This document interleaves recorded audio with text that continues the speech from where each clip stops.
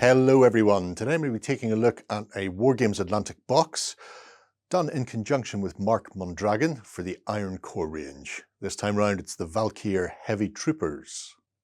Okay, so the Iron Core from Mark Mondragon and Wargames Atlantic. This is the second Iron Core box. The Valkir Heavy Troopers. There are enough bits in here to make 12 multi-part hard plastic 28mm figures. On the reverse you get some examples, along with a bit of a blurb about who the Valkir are. Okay, starting at the top then, you'll notice everything has a letter number combination. So, in most cases you'll be looking for pairs. If we take the assault rifle here as an example, HF2, HF3 is the left arm, and then HF1, which is hiding up here, is the right arm. So 1, 2, 3 gives you a complete set. They're not all identical. He says in a high questioning voice, I know for some things they're not identical. For the heavy weapons, they're not, so you can't really mix and match. To ease time and effort, I would suggest not straying from the weapon or the numbering options. We've got the Sturmhelm, the large visored heavy armor. We've got 3 heads with the Stahlhelm and another down here, one of which is the commander, who has a sort of optic going on. Back and front of torsos, the loins. Then we have 4 backpacks, so 3 standard and 1 with a fuel container on it for the flamer.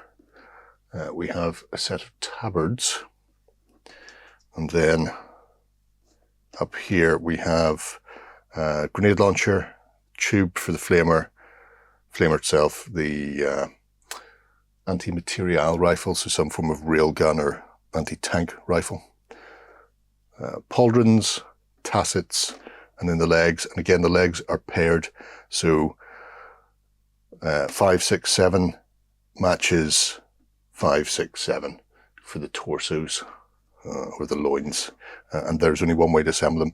I did look, the armor, if you can see here, oh, this is a good one. So you see that notch out of it. The notching matches the armor at the side. So I thought you might be able to mix and match them. You can, but it will give you very awkward poses because they are assembled in a specific way. Likewise, these tabards as well. The ones with cutouts in them are because the leg fits in there. Apart from that, there are some additional pouches and holsters. And that's the reverse if you want to see the reverse. Right, enough of that. Let's get them built and show you what they look like up close and personal. Okay, we have a sprue built. Things to note. The shoulder pads. They overlap the backpack quite considerably. There's no specific orientation. There's no specific locking for them, so they've got some swivel on them. You can have them further forward or further back. However, when you're using it on something like this, where the arms are orientated up, it definitely makes sense to complete the figure, arms, backpack, whole thing, and put the shoulder pads on very last. That way you're not going to find that they've hit a position where you can't get the backpack on, or you can't get the gun into position either. This hand here, the grenade launcher, which is labeled GL, is also used for the heavy flamer, which means you can make 1 per sprue. So 4 support weapons of that type out of the box. So all 4 grenade, all 4 flamer, or any mix thereof. Then the rest of them just use the rifle hands for holding. I did find it easier to build the legs and then attach the tabard along with the tassets around it. These form a continuous circle around the waistband, and they should be level with the waist. So it's good to build those first, get everything leveled off, and maybe while that's drying, build your torso with the gun, and then you can decide what way you're going to rotate it round, and then put the final pieces on. A nice amount of detail. They are robust, chunky, well-armoured figures.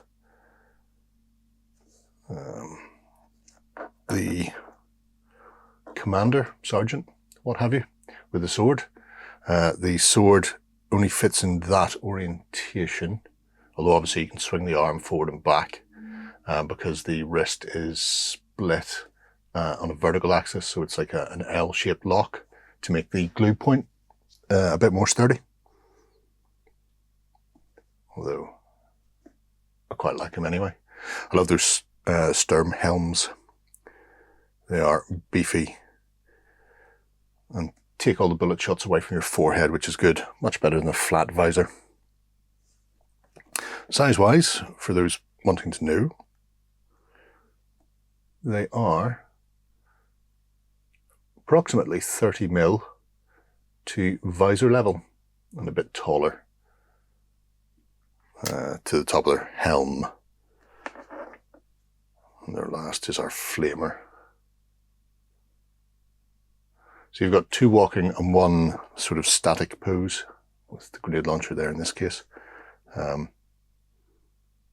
which is a nice set of figures.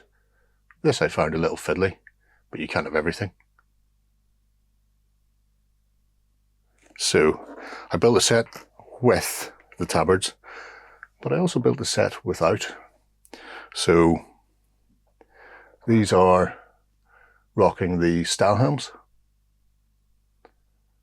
And if you choose not to go with the tabard route, it gives you a nice option to have a set of figures that look somewhere halfway between your super elite Sturm helmed tabarded guys and then just your regular Eisenkern.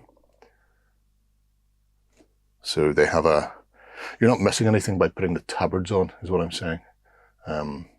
They have detailed the whole legs. You can see what I mean about the locking on the legs there. Even though they have a very similar set of notches, the profile where the glue joint is slightly different on them.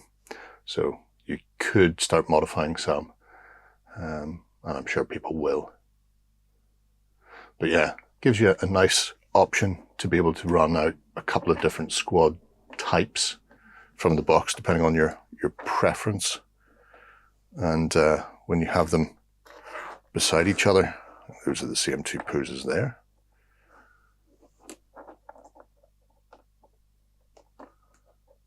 They don't look like exactly the same model, which is neat. So yeah, really nice set of figures. I know the melee variant is on the way because I've seen it teased, which means you'll be able to get an assault variant for the Valkir as well, which is really starting to round out the range for Iron Core. So next up, hopefully, will be the aliens. So there we go, 3 heavy assault troopers available for your science fiction games. Really nice set of components, nice chunky sculpts as well. Obviously, if you've already got the Eisenkern, then you'll be looking for some of these to add a bit of shock and or awe to your fence line. I really like what they've done with them. There's a good range of detail and weapons in there. Obviously, the head options are great. One of the things that I have been looking at is potentially mixing these with some World War I kits and using them for something like Trench Crusade, because they have a really solid set of armor that, while it's sci-fi, it, with the correct paint job, won't look overly sci-fi. You might want to trim bits off, or maybe hide some of the armor in packs and stuff with a bit of green stuff or milliput to make some cloaks. But I think if you drop some medieval style helms or World War I helmeted heads and gas masked heads in there. This is a really good way of doing that fantasy meets World War One weirdness that the Trench Crusade's all about. But definitely a box to pick up if you just like your sci-fi as well. Let me know what you think below. Until next time, bye-bye. Go ahead and check out our other content on screen now. And while you're at it, why not hit subscribe and remember to ding our dong. Go on, you know you want to click it. Go on.